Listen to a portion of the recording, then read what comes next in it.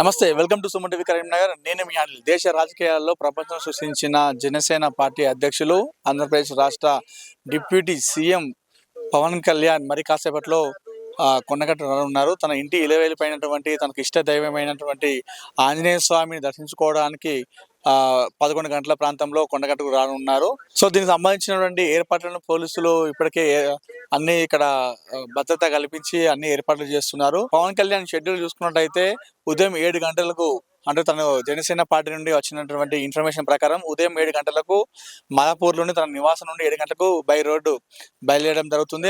11 గంటల ప్రాంతంలో కొండగట్టు చేరుకుంటారు. 11 నుండి 12:30 వరకు కూడా కొండగట్టులోనే ఉంటారు. 12:30 గంటలకు మళ్ళీ ఇక్కడ నుండి తిరుగు ప్రయాణమై మాదాపూర్లోని తన నివాసానికి వెళ్తున్నట్టుగా ఇప్పటికే జనసేన పార్టీ నుండి ఒక ఇన్ఫర్మేషన్ అయితే మనకు వచ్చింది. అయితే కొండగట్టుకు పవన్ కళ్యాణ్ అనేది రావడం అనేది ఇది కొత్త కాదు. పవన్ కళ్యాణ్కి కొండగట్టు ఆంజనేయ స్వామి అంటే చాలా చాలా భక్తి, చాలా ఇష్టమైన దేవుడు అని చెప్పేసి చాలా సార్లు పవన్ కళ్యాణ్ చెప్పాడు. తను ఏది ప్రారంభించిన, రాజకీయాలు కావచ్చు ఏదైనా కావచ్చు, ఏది ప్రారంభించినా కొండగట్టు నుండే తన ఇష్ట దైవమైనటువంటి ఆంజనేయ స్వామిని దర్శించుకున్న తర్వాతనే తను ప్రచారంలో దిగుతారు. గత ఎన్నికలు చూసుకుంటే 2009, 2014, 2019, 2023లో కూడా మన గత ఎన్నికల్లో జరిగినటువంటి ఎన్నికల ప్రచారం ముందు కూడా పవన్ కళ్యాణ్ కొండగట్టు వచ్చి దాని తర్వాత అక్కడికి వెళ్ళి ప్రచారాన్ని నిర్వహిస్తూ ఉంటారు. అంటే తనకు ఇష్టమైన దైవం. సో కొండగట్టు ఆంజనేయ స్వామికి అంత వీర భక్తుడు అని చెప్పుకోవచ్చు పవన్ కళ్యాణ్.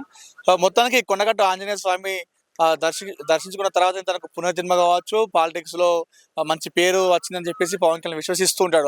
అందుకోసమే మరొకసారి 2024 ఎన్నికల్లో డిప్యూటీ సీఎం గెలిచిన తర్వాత తొలిసారి కొండగట్టుకు రావడము మొదటిసారి ఇది. సో దీని ప్రకారం చూసుకుంటే పోలీసులు ఇప్పటికే గట్టి భద్రత కల్పించారు. మామూలుగా మనకు పవన్ కళ్యాణ్ భద్రత చూసుకున్నట్లయితే వై కేటగిరీ భద్రత ఉంది. ఆయనకు ఒక డిప్యూటీ సీఎం హోదాలో ఉన్నాడు కాబట్టి వై కేటగిరీలో ఆయనకు సిబ్బంది ఏముంది. మరొక విషయం ఏంటంటే పక్క రాష్ట్రం నుండి ఇంకొక రాష్ట్రానికి వస్తున్నప్పుడు ఆ రాష్ట్రానికి సంబంధించినటువంటి అధికారులు కావచ్చు, నాయకులు కావచ్చు, పోలీసు అధికారులు ఇంకొక భద్రత చేపడుతుంటారు. మరొక విషయం చూసుకుంటే పవన్ కళ్యాణ్ వ్యక్తి ఇండియాలోనే టాప్ మోస్ట్ హీరో. సో ఆ విధంగా కూడా జన తాకిడి ఎక్కువ ఉంటుంది కాబట్టి ఇట్లా 3 రకాలుగా డిప్యూటీ సీఎంగా ఒక భద్రత, అలాగే పక్క రాష్ట్రం నుండి ఇంకొక రాష్ట్రానికి వస్తున్నటువంటి సమయంలో ఇంకొక భద్రత స్పెషల్గా చూస్తారు.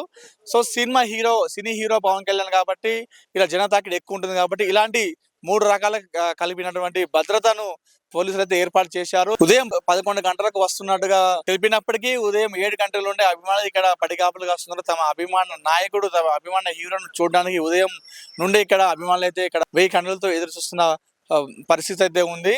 సో మొత్తానికైతే జనం కొంచెం ఎక్కువ, అంటే గతంలో వారాహి పూజ కూడా ఇక్కడ నిర్వహించుకున్నాడు పవన్ కళ్యాణ్.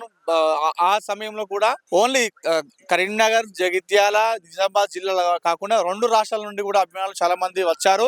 ఇప్పుడు డిప్యూటీ సీఎం అవడంతో ఈసారి జన తాకిడి ఎక్కువ ఉండే అవకాశాలు ఉన్నాయి. దీంతో పోలీసులు అయితే గట్టి భద్రత చేపట్టారని చెప్పుకోవచ్చు. అడుగడుగున వాళ్ళు గాలింపు చర్యలు చేస్తున్నారు.